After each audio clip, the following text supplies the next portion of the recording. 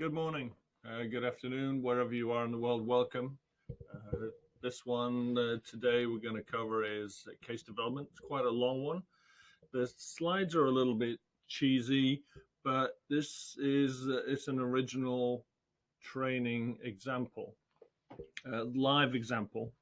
This course has been run for agent handlers and source handlers for a long time, and from a history perspective, a lot of these tried and tested techniques were developed by the special operations executive back in 1940s.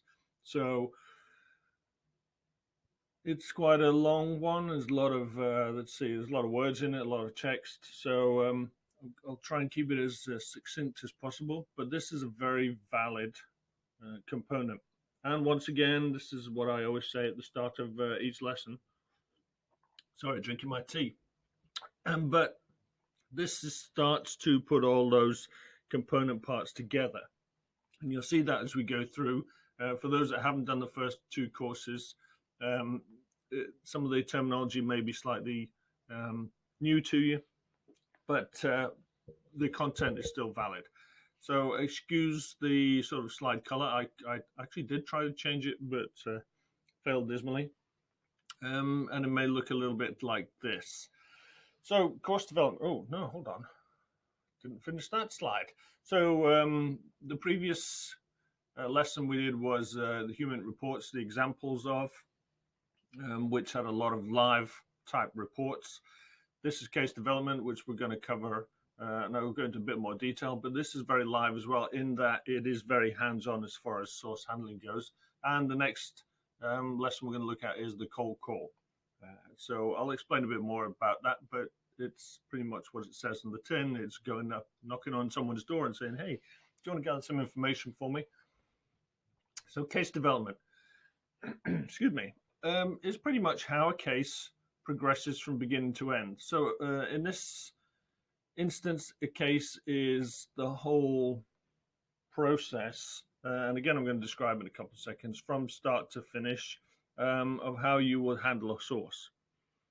And it goes into the different types of handling. So what we're going to look at is the source handling process, start to finish, which is great because it cohesively sort of links the talent spotting, the management, and as I mentioned previously, the sort of recontact, re-engagements that we have to go through. And it's all about building the relationship, maintaining that relationship, which is critical to gathering the information. And again, we've gone on a decade, and we're now covering this like online as well as just face to face. If I'd been given this course 10 years ago, then it would have been more face to face. It would have been almost solely face to face. Now we can do a lot of work online. You can do a lot of source handling, and online it's a lot easier to have a business relationship with someone.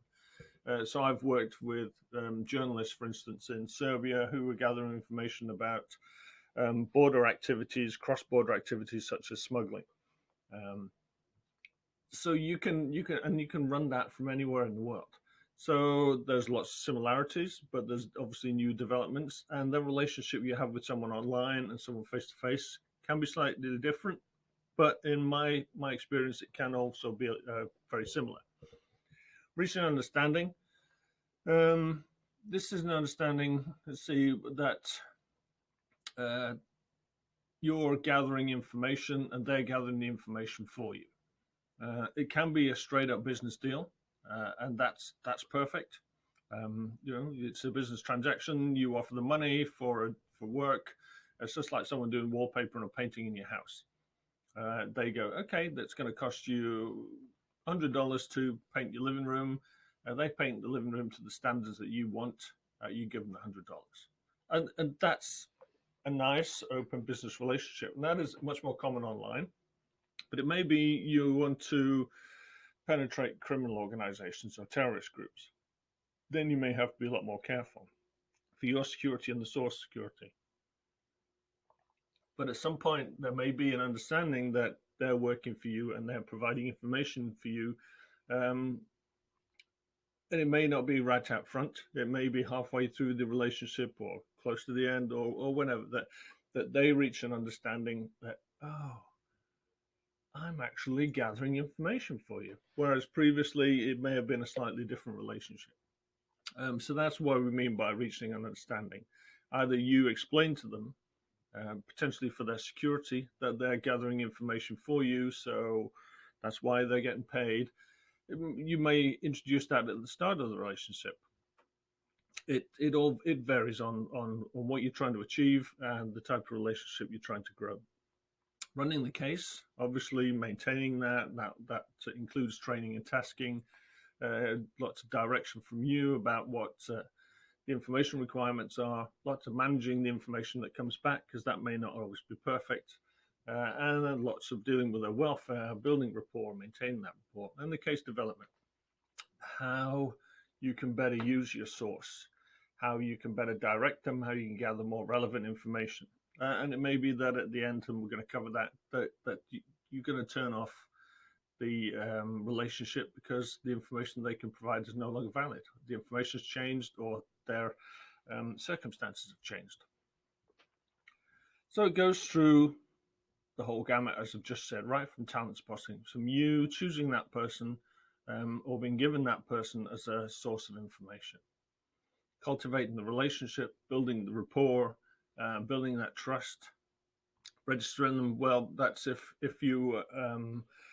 you've got a formalized system in your country for registering sources and you work for police, for instance, or the military, you would formally register them potentially. It depends on the processes. And I mentioned this in earlier lessons regarding the UK, so just so you can see a process that's been working for quite a few years. Reach a working understanding, maybe totally financial. It may be that they want to work for you and they're going to do it for free. And I've had a lot of those. Running the case, managing the case, constantly assessing and testing the source and the veracity of their information. That's very valuable. You may have secondary sources that are gathering similar information that you can use as an example of the similar sorts of information and how the information is gathered and the veracity of the information. And that's very valuable. You have to test the information, because if you have a single source, they could be pretty much saying anything for you. But in some countries, like hard operating environments such as Syria, Afghanistan, it's very difficult to get two sources reporting on the same thing, so that you can test either one of them against each other. So you have to think of new and inventive ways of testing the information and testing the source. Disengagement, things change, services no longer required, thanks very much. Resource them, so there's new information. They have different capabilities. They're maybe working for a different person that allows better access, so you re-engage them. So that it can be a complicated relationship. So breaking it down to talent spotting, we've mentioned this in previous courses. So this doesn't go into too much detail, but it's just how it fits into the overall case development. So you identify the access of the source. So when you say the person works for the president or works in the president's office, you want some information that the president has access to, maybe their future intentions for invading the next country. You have to identify your needs for that information. So your client, your company highlights that as an information requirement. So you start looking for potential sources, you identify potential sources, and then you identify their access. What is their access to the actual information you need? Identify their motivation. Why would they want to do this? Why do they want to do this? Do they gamble? Do they need money? They got a large family. Do they love working for people that like you, that comes from the same country as you do? That happens. There's a whole host of motivations. We've covered that in the past. So identify the motivation. If you haven't yet met them, identify the potential motivation. and their capability. Can they actually do it? Are they so stupid that they can't do this without highlighting their own security or yours? There's various reasons for capability failures, but are they capable enough for gathering this information and reporting it to you at various levels? And we're going to cover that again. So looking at the capability is key. Are they capable of looking after their own security? Are they capable of protecting yours? And so on and so forth. Identify the point of contact. Where are they going to get this information? Where are you going to meet them? Do they have access directly to the president, or do they just work in the president's canteen and serve food to all his other staff? Identify that. And where are you going to touch on them? Where are you going to meet them for the initial meeting? Is it going to be online? Is it going to be face-to-face? And after that, where are you going to meet them? Online, passing information can be very risky, but then again, face-to-face can be just as risky. Balance out the risk versus the gain as far as recruiting this person, and look at their political sensitivities. If they're ardent supporters of the president, they may kick up a fuss. And you go and say, hey, we're looking for a bit of information about what the president's going to do in the next 6 months with regards to the next country. If you're unlucky, you're going to end up in jail. So a lot of it depends on the seriousness of the information requirement as well. Then you cultivate them. So you've identified them, they're credible and capable. So you start cultivating them. Confirm your planning assumptions where possible. So that means plan ahead and then confirm the details of it. Where are you going to meet this person? Are they on Facebook? Is it going to be that simple where you can bump into them on Facebook? Can you get information from Facebook that will help you bump into them in a face-to-face? You identify new sources, identify new ways of meeting them, new and interesting ways. If they've got hobbies, if they go boxing, if they go to the gym, if they go out running, and then consider your approach strategy. Obtain authority to proceed. Well, again, this is for more developed organizational types, such as police or military. But you may have to obtain that authority, especially if your security is of a particular concern. And if you do register your sources, which if you're going to pay them and you're working across borders, i.e. you live in the US and you sources in Syria, then you're going to have to register them. Or at least register them and record their details so that you can do background checks. You can touch on those long lists that the UN, the US, EU put out regarding people you should not be dealing with. And it's highly recommended that you do not deal with them if they're on one of those lists. So this is the sort of military intelligence type process. So the authority and the registration, you may not have to go through that. It may be that you're just getting information on moving humanitarian goods around the country, and that's great. But there may be, certainly when it comes to the handing over the money, there may be some additional concerns you have to look at. Building a relationship. This is just the fun part, but also very tricky. Excuse me, drinking my tea yet again. Finding things in common. If they have an online profile, fantastic. It's good research. A lot of people use it for that very same purpose. So find things in common. Are they family people? Do they go out biking? Do they like cars and motorbikes? Whatever they are. Were they in the military? Are they in the police? Always. And this building relationship doesn't have to be true to you. It just has to be true to them. So you may not have a motorbike, but if they like motorbikes, then that becomes your hobby. As far as building that relationship is concerned, if you don't have a family and they do, then you have a family. And of course, it's good for security that you mask so your inner workings and you don't sort of bring that out as far as source handling goes. So building a relationship is a lot like acting. Act concerned, act interested at all times. So when they're going over rather dull and tedious or sometimes crazy and scary welfare issues, you act concerned and interested at all times. Because if you fail, then you damage rapport. You identify their needs, which helps you build their motivation sort of profile. So if they need money, all right, fine. You've got them hooked potentially, but they may get greedy at some point, which they usually do. They're very quickly, if they're desperate for money, they will be asking for more, and that's a concern. Certainly, sources I've managed online start to ask for more money, and they want it very quickly, and so then they start to ask for it beforehand, which is always a risk, because you start giving them money beforehand, they may have to do a bit of traveling, which is fine. You can give them expenses, but when they ask for the full payment, you know what's going to happen.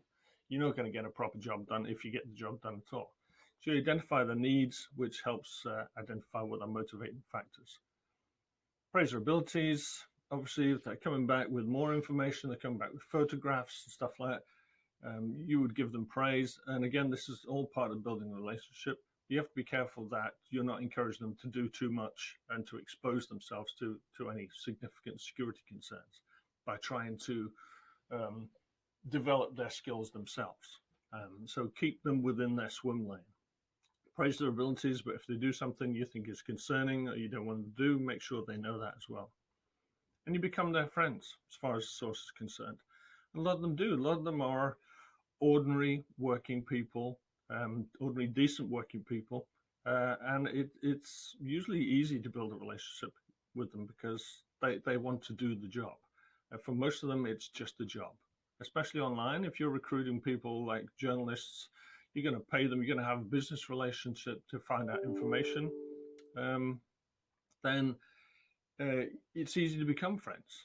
But bear in mind that you have to have a professional relationship with them because you want information from them, but at some point their information may no longer be valid. So you may no longer need their skills. So you have to be very careful. And you also have to be careful that as far as becoming friends with them, that you don't introduce them to your background, your family, your friends. So you have to have a definite fire zone between you and the source as far as your background goes. And that's just good practice.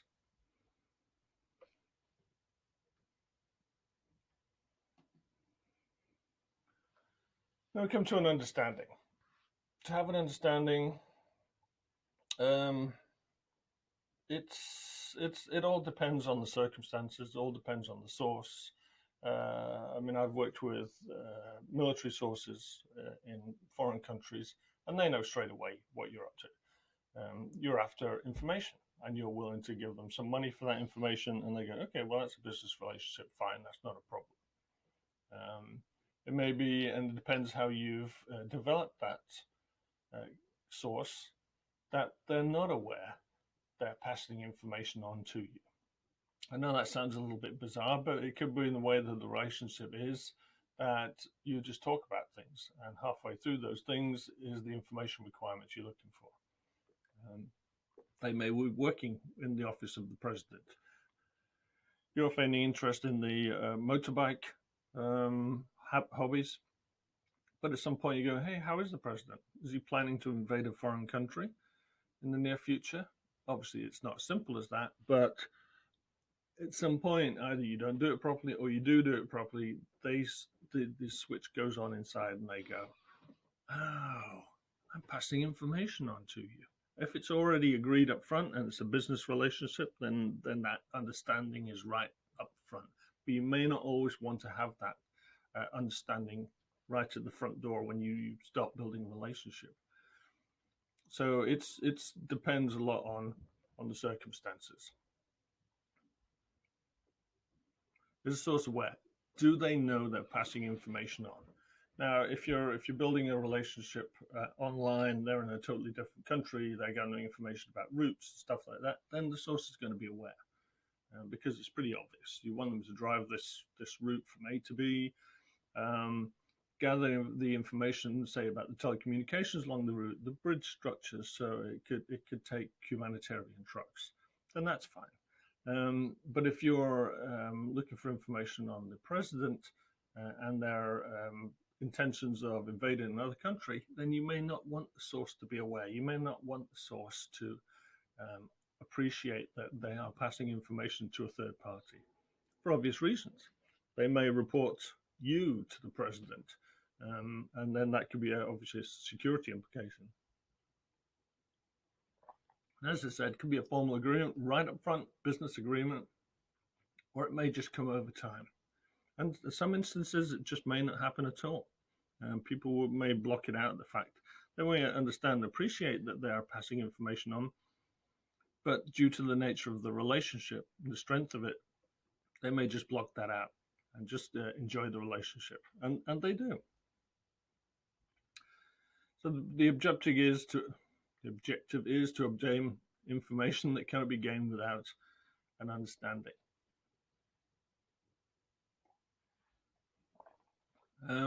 If you don't have that understanding, then you have to make them aware. If making them aware means that they can gather the information. Once they're aware, once they appreciate that they're passing on information, then you can task them more. You can task them more completely, definitely. I mean, it's obvious. If you have a business relationship with someone and you pay them by the hour and ask them to do more work, they're going to be delighted, as long as it doesn't risk them. If they're unaware, they don't realize they're passing on information, then it's very, very hard to task them. You've got to be very subtle. It can be done, but it's much more difficult, and there's much more likelihood that when that light switch sort of clicks on inside their head, they're likely to respond and react adversely. And then you can do the full sort of training package with them. Here's the camera, go out and photograph this, find out more details of that, bring back some documents related to this. So having an aware source is not always a good thing. It's not always possible because the source just may walk away, but it's certainly a lot easier if the source is aware. So types of approaches, you've got 3: gradual, direct, and facilitated. I'm going to cover those. So gradual, the advantages are it's flexible. So gradual means over time, obviously. This may be, you may have planned for, say, 2 months for the approach. It may be that you're going to meet them in the gym every Wednesday, or you bump into them accidentally in the gym every Wednesday, or a soccer match, football match. It means there's a lot of flexibility in it. It can be secure because you choose the time and the place for the meetings. They don't know they're having a meeting. You're just accidentally bumping into them. And then over time, you build that relationship, and it's just like going out with someone. The more the time progresses, the more you start meeting with them, the more places you will go to together. So you build up that relationship, and it will take and can take a bit of time. But that means you've got a strong relationship. And it means that over time, you start having a regular product. And by product, I mean information. Downsides, it can take time. There's some people who have 10 years before they get married. That's a gradual approach. You certainly don't want that if you're looking for vital information. The information requirements change over time. So that gradual and slow approach, by the time you get there in 6 months' time, the boss, the client, whoever's driving the information requirements may have changed their minds, or the information requirements have switched. So you got to be pretty careful about this. But this can be very good because you can build very strong relationships. Direct, straight into it, does have its advantages. Immediate results, timely. So looking at this, I mean, both of these can be done online so far. You can ping someone on Facebook or whatever you use and say, hey, you live in this place. Can you do some work for me? I'll pay you. And same with face-to-face. It can be immediate. You can have immediate results. You can have the information back within a few days and timely. So it's answering the information requirements as quick as possible. So you can mix and match online and face-to-face sources quite simply. You could do both. You could want information about a bridge in that village. You could start off by looking online who lives there and start targeting them. But also you may want more developed sources, more face-to-face sources, where you can build a relationship with. So you can start that process as well. Oh, sorry about that. Emails coming in. Disadvantages short term. I mean, it can be more short term, and that may be a good thing if you're only looking at the strength of the bridge in the village. Then that's the information you need. You may go back in 6 months' time to the same source and say, hey, how's the bridge now? There's been a lot of humanitarian trucks and military trucks going over that bridge. Give me an update, send photos. It can be short term, but that's sometimes an advantage. It depends on the IRs, but you can develop it. Dangerous, certainly if it's face to face. If you're going straight in and saying, hey, we want information, then you don't know how they're going to respond because you're going in quickly. You haven't done your research. You haven't cultivated the source. You haven't got to know them. You don't know their motivating factors so well. So you don't know how they're going to respond. So there can be the risks. And the facilitated. Someone introduces you. You can get immediate results because you've already got that trust factor.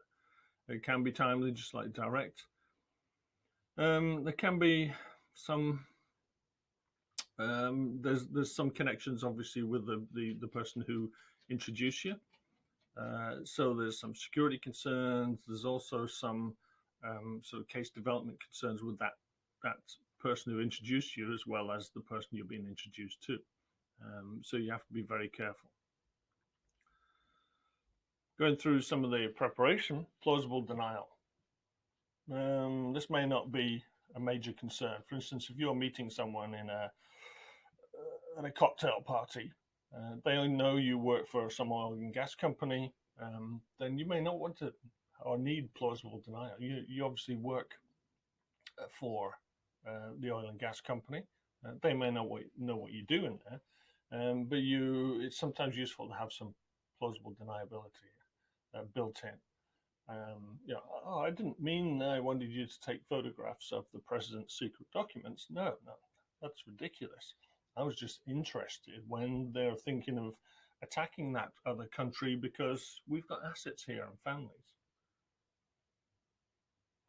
So you need to before you meet them, before you approach them, even online, you need to have some sort of factors in case they respond in a way you didn't plan for or didn't expect. Are there going to be security concerns, like online security concerns? The message you send them, can that be used to highlight your approach? And face-to-face, are they going to explode in the middle of a cafe and start shouting for the police? You have to weigh up the benefits of an understanding. Do you want to give the game away straight away and say, hey, actually, we're information gathering. We want to know when the attack's going to happen across border because of A, B, and C. Or it could be you're just going to meet them for coffee and it's a gradual sort of build up to the relationship. A lot of it depends on the time. If they're going to attack in a couple of weeks, then you want to move into it pretty quickly. You have to plan for questions, concerns, and also the responses. If they jump up, throw the table contents all over the place, scream and shout that you're spying, you're trying to recruit them, then that could be pretty bad. And if you see your WhatsApp messages on the next media report, then that also could look pretty bad. So you need to plan ahead for the contingencies, and you need to rehearse. So you need to rehearse your team, whoever you're using as far as the approach goes. So security concerns, cover story. At this stage, it's your cover story. Why are you doing this? And if they do have that fit and scream for the police, what is your cover story? Do you have an alibi for being there? Yeah, I was just meeting some person that liked motorbikes in a cafe. We'd prearranged it. And there's the aggressive response, throwing the contents of the table around, screaming and shouting, I want the police. That is a possible. Because if they think they're being recruited, that may be the only way out of it to keep them out of trouble, is to straight away highlight the fact that you're the troublemaker and not them. Before proposing an understanding, you may need approval from someone. So If it's an information requirement, you may need to mask that information requirement, in that you may not want the source to know fully what the information requirement is. You may only give them a little bit. You may give them more next week. You may give them in chunks. You may give it as part of 12 questions. One question is actually the information you need. So there may be a need to mask the information. The reason behind that is it can highlight your weaknesses, your need for your information gaps. But there's lots of different ways to mask that, to hide it. But you may need approval before you go to the next step and actually confirm that you're gathering information, because that could leave you vulnerable. If you're being recorded and you're doing a cafe, or if you're being monitored because you're approaching online, then at that point where you say, yeah, actually, we're gathering information on the president, you're vulnerable. So you have to get approval and a second sort of eyes on the process. That's the recommendation anyway. And a checklist for reaching the understanding being we're gathering information, you're going to gather the information for us, is to make sure you have that rapport, make sure you're maintaining it. Make sure you understand as much as possible what the motivation is. If it's just business, then it's just business. If it's because he likes you, because he likes your country, likes the work, we've done that in previous lessons. But reconfirm the motivation and go into a lot of detail. Remember on the previous lesson, we looked at the reports. One of them was background reports for each meet with the source.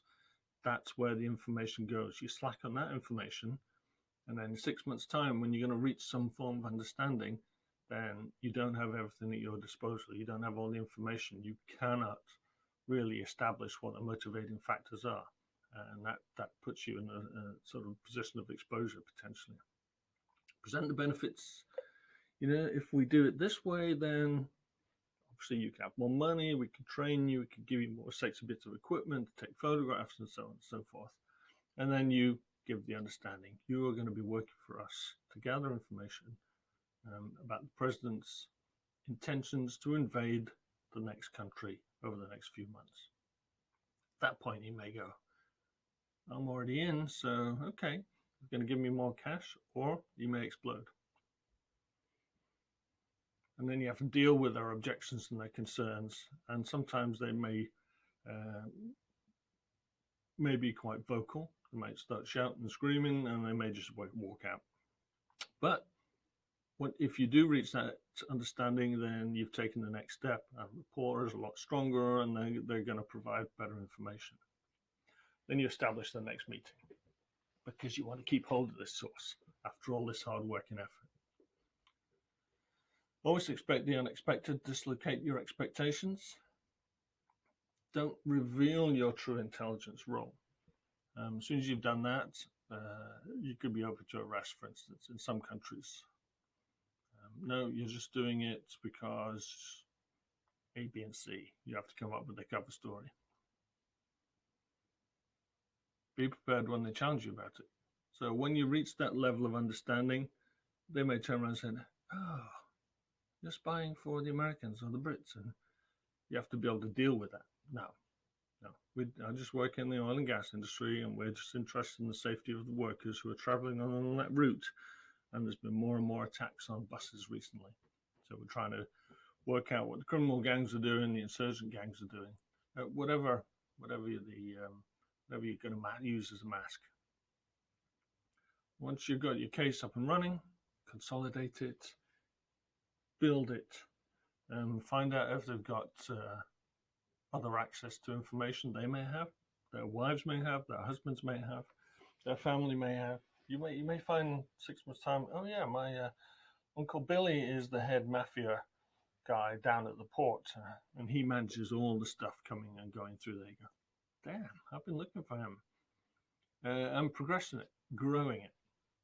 Is there any means, if they're gathering the information on the president's intentions, then that's fine. They're answering information requirements. There may not be more progression, but if he's a small level criminal, he may be able to progress up the ladder, for instance, in criminal promotion. It may not be now, maybe in a year's time, but that's sort of things you're constantly looking for.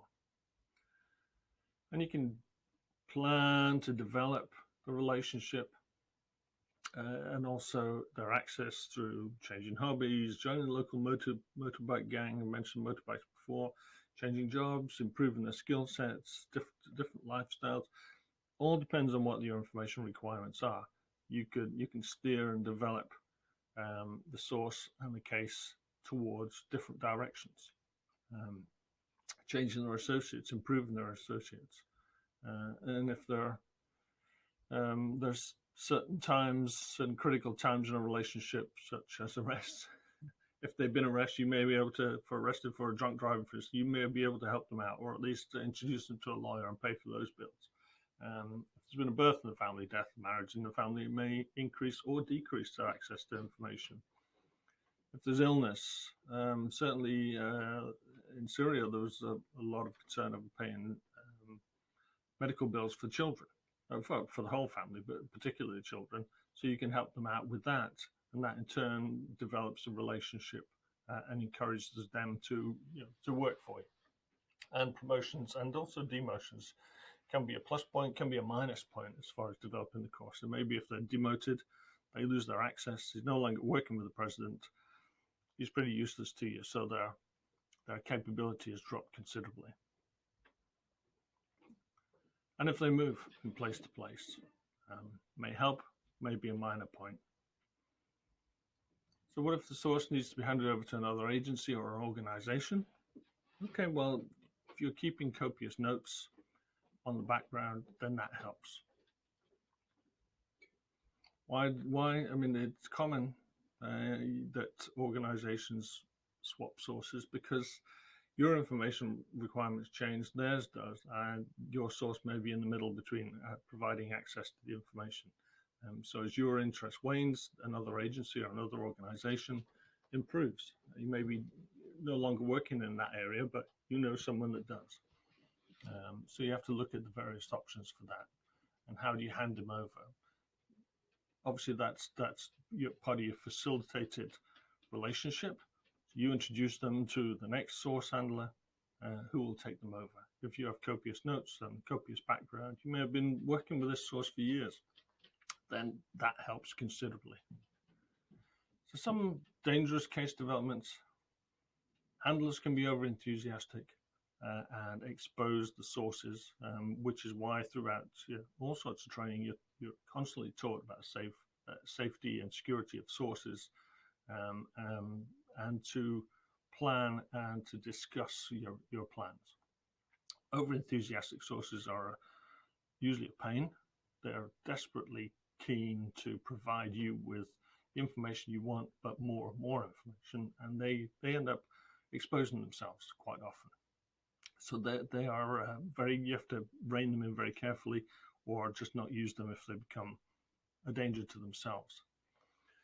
You may have constant pressure to come up with the information requirements as quickly as possible, which in turn may force you to pressure the source, which could expose them. So that's a particular risk. And not assessing the sources properly, not appreciating their motivating factors, not monitoring for when those motivating factors change. So you have an incorrect assessment of why they're doing things can be quite risky. And getting over involved with the source, getting too friendly, telling them too much about your background, which once you disengage from them, they may start drilling down and approaching other people or highlighting your activities with the media. That's always an issue. And you may lose control of the source. They're just off. They're doing their own thing. They've gone James Bond on you. And if you don't have an aim, you don't have your information requirements, and you're just shooting in the wind and getting them out there to do work, it could run risk for them. So it's always good to work with it within the intelligence cycle to get clear direction, to give the source clear direction, and manage them properly and professionally. Some do's and don'ts. do stroke your source. Now, we're not talking physically. We're talking verbally, of course, online. So you're doing a great job. We couldn't do this work without your support. But you have to maintain control. You have to maintain control of the relationship, the rapport, every aspect of this relationship. You have to maintain control of. Always tell them what the benefits are. The benefits are maybe that you get paid for this. Remember, without this, you said you wouldn't have any money. So we're helping you and your family along. So you constantly emphasize the benefits of working for you. And always be objective, definitely. You're there doing the job. Your job is to get the information requirement to the client or the customer or your bosses. And to do that, you need to handle that source. So that's your objectivity. You're handling the source. Don't get too tied up in the weeds. Don't get too friendly with them. They're usually very decent people. But you've got to control that relationship. And if you have people working for you who are managing sources, especially younger people, then you have to keep a close eye on them because they will naturally build a relationship with the source. So you have to constantly remind them to maintain their objectivity, keep a distance, keep it viable. And you've always got to look after your source. Just like in journalism, where they're protecting the sources, you're exactly the same. So you need to make sure that you don't expose them to any unforeseen dangers or even any foreseen dangers where possible. I mean, going out driving in the car is a danger, but you can talk them through, right? Well, make sure you wear your seatbelt if they wear seatbelts in the country. Make sure you drive carefully. If you've got any problems, then don't do it. Okay, always factor that in. For most instances, they'll want to do it, but always advise them that if it becomes dangerous for some reason, don't do it. So you've got to protect your sources. Check the veracity. Don't trust your source blindly. They will take advantage. They'll take advantage because they want paid. They'll take advantage because they want more work. And sometimes to do that, they'll falsify information. Or they'll pass on information that they haven't checked. They may not do it intentionally, but the same, the end result's the same. You're passing on unchecked information to your customer. So you have to check the veracity of them, the source, and the information at all times. Don't make promises you can't keep. This is a biggie for this type of work. Don't say, yeah, if you get this back, I'm going to give you thousands because it's so valuable. And then it comes to it, they get paid the $20 they usually get paid. Don't make promises, oh yeah, I'll get you a passport and a visa and you can come and live near me. All that sort of stuff. They'll believe you. And then obviously when you can't maintain that promise, you've totally blown rapport out the water. And you can expect some potential repercussions from them. Never lie to your source. If they turn around and say, I think you're working for the intelligence team within that oil and gas company. You said, yeah, but we're part of the security. We're here to keep our staff safe. That's why we do this sort of work. If you lie to them, they'll probably know, or they'll eventually know, and then report's gone. You've lost your source. There's a difference, obviously, between lying to them and maintaining a firewall and masking your background. But lying to them is something that they'll probably detect. They can still detect if you're speaking to them on Skype, for instance. It's easy to tell the change in intonation in your voice. When you start lying, you have to be pretty practiced. And then in 6 months' time, when you say something totally different, they'll call you out on it. They will remember. You have to be very careful of what you're saying to them, unless you have to. And then they'll get caught out, obviously. Same rules with all relationships. It will come back to bite you on the backside. So never fall in love with your source. Now that generally doesn't mean actually falling in love with them, but when you build a relationship with someone, there's always a chance that you build that relationship with someone. I've liked a lot of the sources that I've worked with, some which I've never met, some have been online. But even still, you could say these people are reliable, they're ordinary, decent people. They've got family issues, they live in a shitty area, they're in the middle of a war zone. So it's hard not to respect these people. But don't fall in love with them, because at the end of the day, for you, it should be a business relationship. You may not present that as part of the rapport phase, but someone's asked you for information, that's your job. You've found this person who can provide the information, and you're working with them to deliver that information. So there's a lot of business within it from your end. For them, it may be you're the only source of income for them, and you're in another part of the world, and they respect you, they like the work, they definitely like the money. So there's different sides to the relationship, as there is in most relationships. But never fall in love with them, because you may have to hand them over to someone else, or you may have to stop working with them. Maybe that you move on to a different job. Maybe they lose their access, so you just have to bench them. And that becomes hard when you have a strong relationship with them. So it's hard because you're expected to have a relationship with them, but also at the same time, if it's time to cut them, then you have to cut them. And you've also got to be careful that source may have their own agenda. You never really knowing who they're going back and speaking to. You can try, you can check their stories, but if they're going back and speaking to the police or the local intelligence organization about meeting you, or someone's eavesdropping, or they're just passing on the emails to someone else, you've got no real understanding of what they're up to. And this is again a more military component. Never hesitate to seek guidance from your officer commanding or your ops warrant officer. Colleagues, speak to someone. They may have a clearer understanding of, you should cut this, and never speak to them again. So a lot of this goes back to your security as well. So how do you approach them online?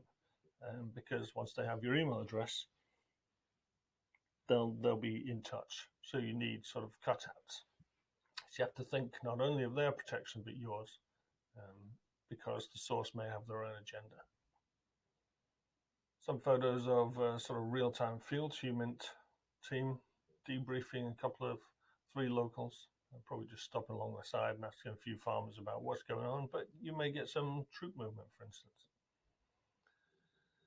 Disengagement, so breaking off with the contact.